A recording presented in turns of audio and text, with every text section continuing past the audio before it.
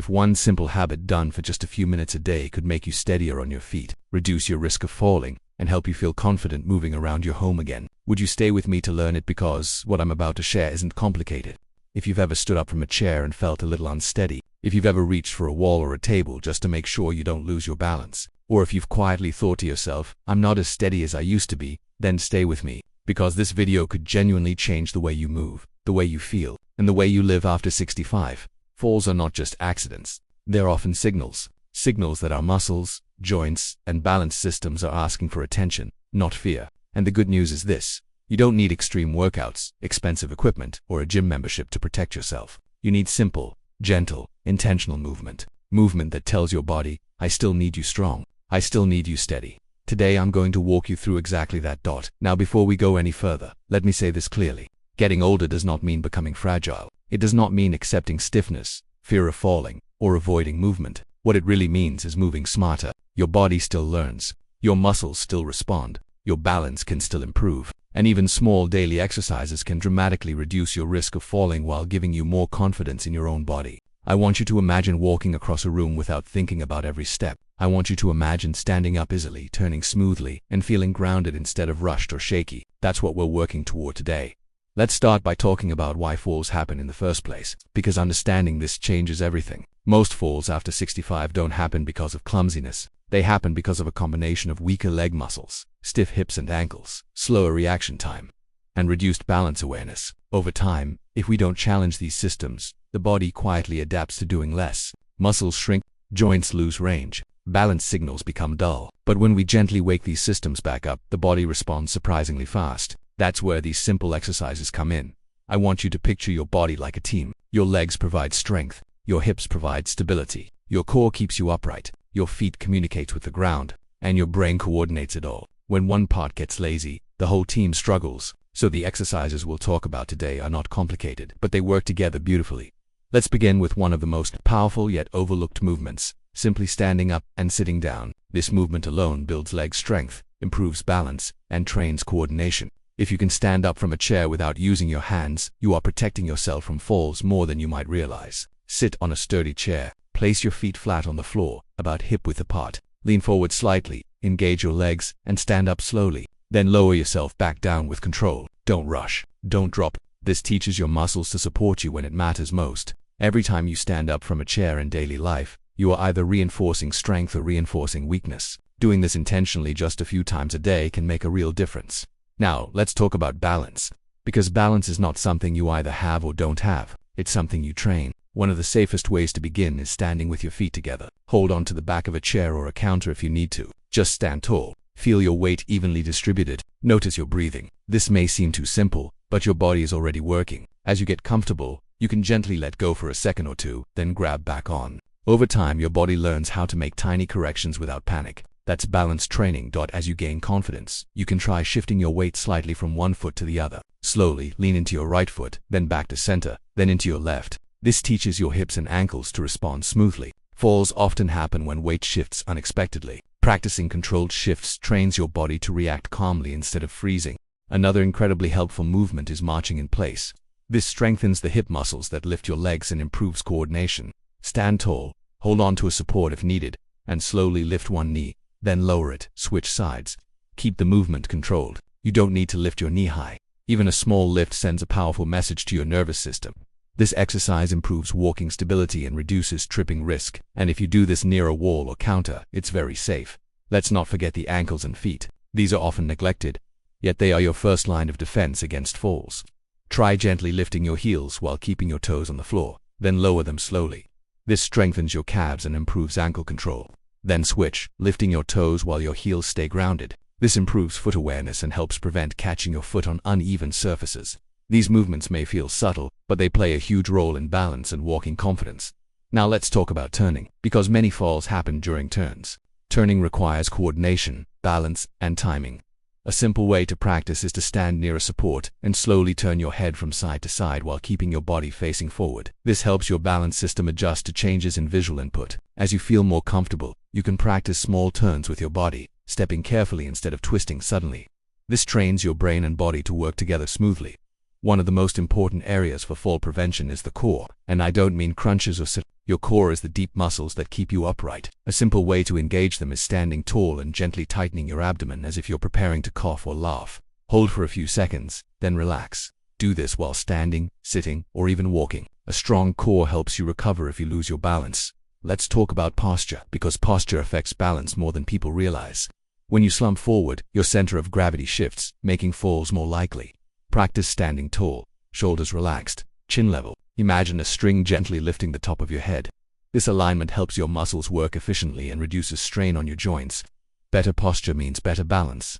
Now I want to address fear, because fear itself increases fall risk. When we're afraid of falling, we move stiffly, we rush, we hold our breath. All of this makes balance worse. These exercises are not just physical training, they are confidence training. Each small success tells your brain, I can trust my body. That confidence alone changes how you move through the world. Consistency matters more than intensity. You don't need to do everything at once. Even 5 to 10 minutes a day can create noticeable improvement. You might do chair stands in the morning, balance practice in the afternoon, and ankle movements in the evening. Spread it out. Make it part of your routine, not a chore. And let me say this clearly, always listen to your body. Mild effort is good. Sharp pain is not. Move slowly. Use support when needed. Progress comes from patience, not pushing too hard. If you've had recent injuries or medical conditions, it's always wise to check with a healthcare professional before starting new exercises. What's beautiful about these movements is how quickly they translate into daily life. Standing up becomes easier. Walking feels smoother. Turning feels safer. You begin to trust your steps again. And that trust opens the door to more activity, more independence, and more joy. I've seen people in their late 60s, 70s, even 80s improve their balance simply by committing to gentle daily movement. The body is incredibly adaptable. Even later in life, it responds to what we ask of it. When we stop asking, it shrinks. When we gently challenge it, it grows stronger. I want you to imagine yourself a few months from now. You're moving through your home with more ease. You're not rushing to grab furniture. You feel grounded. That future version of you is built one small movement at a time, starting today. So as we come to the end of this video, I want to leave you with one simple message. You are not training to become an athlete. You are training to live safely, confidently, and independently. Every time you stand up with control, every time you balance for a few seconds longer, every time you move with intention, you are protecting your future self. Falls after 65 are often seen as something unavoidable, but the truth is, they are usually the result of small physical changes that build up quietly over time, such as weaker muscles, slower reactions, and reduced balance awareness. And when these areas are gently trained, the body responds by becoming steadier and more reliable in everyday movement, which means that preventing falls is less about luck and more about giving the body regular reminders to stay strong, responsive, and alert through simple, intentional activity that fits naturally into daily life. Simple exercises play a powerful role because they directly target the systems responsible for stability, and movements like standing up from a chair, holding balance for a few seconds, shifting weight from one foot to the other, or gently marching in place teach the body how to manage real-life situations safely, such as getting out of bed, turning around, or walking across a room. And these exercises may look small, but they train coordination between muscles and the brain, helping the body react calmly instead of freezing or panicking when balance is challenged. The body works as a connected system, and protecting against falls depends on strengthening the legs for support, activating the hips for control, improving ankle and foot awareness for ground contact, and engaging the core to keep the body upright. Because when these areas work together, movement becomes smoother and more confident, and everyday actions like walking, turning, and standing feel less stressful and more natural, which reduces hesitation and builds trust in the body's ability to support itself. Consistency matters far more than effort level, because the body responds best to gentle movement practiced regularly rather than intense exercise done occasionally. And even a few minutes each day can send strong signals to muscles and balance systems to stay active and alert, making it easier to maintain progress without feeling overwhelmed, while slow, controlled movements performed with attention are safer and more effective than rushing or pushing beyond comfort, especially as the goal is long-term independence rather than short-term performance. Confidence is one of the most important outcomes of regular movement, because fear of falling often causes stiffness, shallow breathing, and rushed steps that actually increase risk, while calm, practiced movements help the brain feel secure and in control, allowing the body to move more freely and efficiently. And as confidence grows, people naturally become more active, which further strengthens the body and reinforces stability, creating a positive cycle where movement leads to trust, trust leads to better movement, and daily life feels safer and more manageable as independence is preserved and quality of life improves steadily over time. And there's something else I want you to understand, because this part is often overlooked. Mobility isn't just about muscles and joints. It's also about awareness. When we slow down and pay attention to how we move, the body becomes smarter. Every careful step, every controlled movement sends feedback to the brain.